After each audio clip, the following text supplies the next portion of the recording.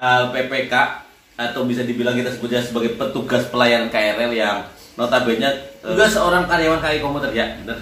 Dia seorang karyawan ya, karyawan tetap bukan kontrak ya, karyawan tetap pegawai KAI Komuter atau KCI ya kita.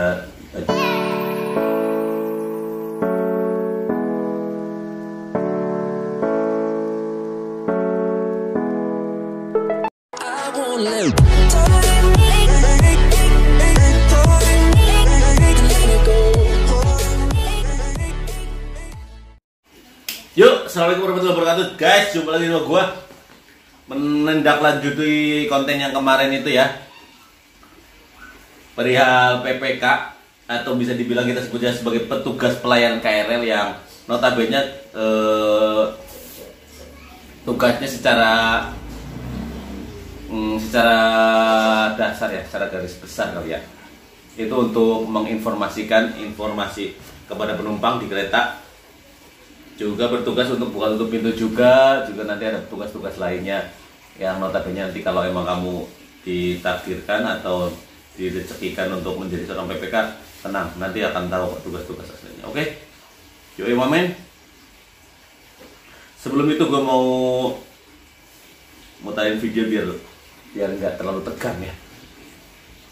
Ini kok melenet ke bawah ya, lama-lama coy.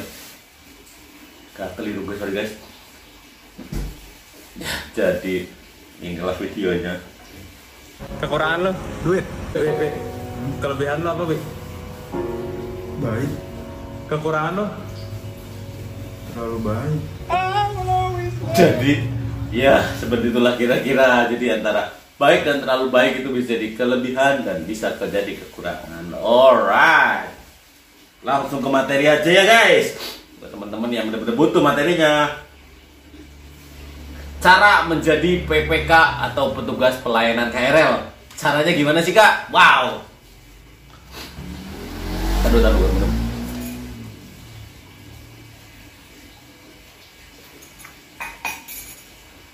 Sebelum kita membahas tentang cara menjadi PPK, gue mau sedikit menjelaskan versi gue apa itu PPK ya. PPK itu kependekan dari petugas pelayan KRL, yang dulunya itu TKA ya, teknisi kereta. Sekarang jadi PPK. Ya dia seorang pegawai KAI tentunya, udah pegawai ya. Jadi kamu sah jadi pegawai KCI di KCI, KAI Komuter sih bener KAI. Terus tugasnya ya, tugasnya itu membantu kerja masinis dalam hal buka tutup pintu, menginformasikan hal-hal atau tentang misalnya ya, stasiun, terus informasi transit, terus kalau ada sesuatu atau gangguan di lintas, nanti dia akan menginformasikan kepada penumpang. Lebih ke pelayanan harinya ya. Dia juga seorang karyawan KAI Komuter ya, bener. Dia seorang karyawan ya, karyawan tetap bukan kontrak ya, karyawan tetap pegawai KAI Komuter atau KCI ya kita banyak mengenalnya. Untuk rekrutmennya gimana kak? Untuk menjadi seorang PPK itu gimana sih kak? Untuk rekrutmennya yang gue tahu itu ada namanya rekrutmen internal dan rekrutmen eksternal. Wow, apa tuh internal eksternal ya? Secara etimologi, internal kan bisa dibilang rekrutmen dari dalam ya, bukan orang dalam ya. Rekrutmen dari dalam. Untuk menjadi PPK itu ada rekrutmen yang dari dalam. Rekrutmen dari dalam kayak gimana sih kak? Ya? Rekrutmen internal itu misalnya ada pegawai PKWT pegawai kontrak waktu tertentu ya, pegawai kontrak apapun PKWT itu pun pegawai kontrak waktu tertentu kan ya, waktu bukan terbatas ya, itulah pokoknya kalau nggak tertentu ya terbatas ya. Jadi kayak semacam PS ya, passenger service, loket, nonser itu kan masih PKWT ya. Nah nanti seleksinya tuh kalau ya kurang lebih dari situ, ada juga jadi tim-tim ada juga yang sarana itu yang aplikasi PKWT ada dan nanti dari seleksinya itu dari situ. Jadi teman-teman yang sudah mengabdi diikutsertakan untuk seleksi internal. Seleksi internalnya kayak gimana ya? Sama kayak seleksi eksternal juga konsepnya. Ya mereka harus melengkapi berkas, mereka harus lolos tes-tesnya kayak gimana, sama. Pemberkasan, terus kayak kesehatan, wawancara, semuanya dilewati kayak kemarin kalian kalau emang ikut ya. Kayak seleksi kayak gitu aja. Cuma ini kan bisa dibilang untuk pegawai yang masih kontrak, yang notabene nanti akan diangkat jadi pegawai abadi, jadi pegawai tetap. Untuk formasi PPK itu, ya. Sedangkan kalau untuk rekrutmen eksternal tentunya akan diumumkan di web, tentunya di web KAI Komuternya sendiri untuk pemenuhan formasi PPK gitu kan. Pernah sih kalau nggak salah 2000 berapa gue lupa.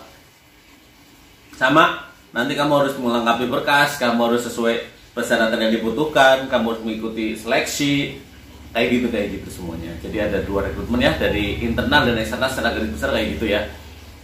Paham ya kalau sampai sini.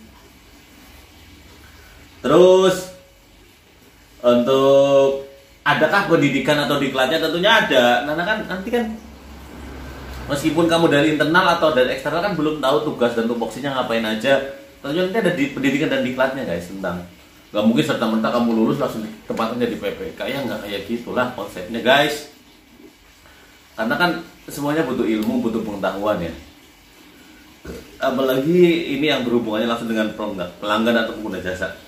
Tentunya nanti akan ada pendidikan, akan ada banyak diklat-diklat, ada perbekalan juga yang harus dibawa ya. Nanti peralatan kalau nggak salah ya, peralatan yang kayak tujuannya untuk keselamatan tuh nanti seorang PPK tuh dikasih inventaris seperti mungkin obeng, senter, bahkan jas hujan pun dikasih tuh. Jadi kan nanti kalau ada kemungkinan hujan ya, jadi dikasih jas hujan, fungsinya untuk para inventaris ketika kamu sedang berdinas. Tujuannya untuk apa ya? Semuanya sih untuk keamanan, keselamatan, dan kesehatan. Nah itulah pokoknya. Tujuannya pokoknya untuk pelayanan kepada penumpang agar tetap optimal ya. Terus kalau kamu nanya berapa sih gaji seorang PPK, kalau kamu selalu bertanya tentang sebuah gaji atau penghasilan dari suatu formasi, jawabannya gue selalu nggak mau jawab ya. Karena menurutku tuh sebuah pertanyaan kayak gitu tuh kurang sopan guys. Ya sebenarnya sah-sah aja sih kamu nanya penghasilan seorang PPK berapa sih?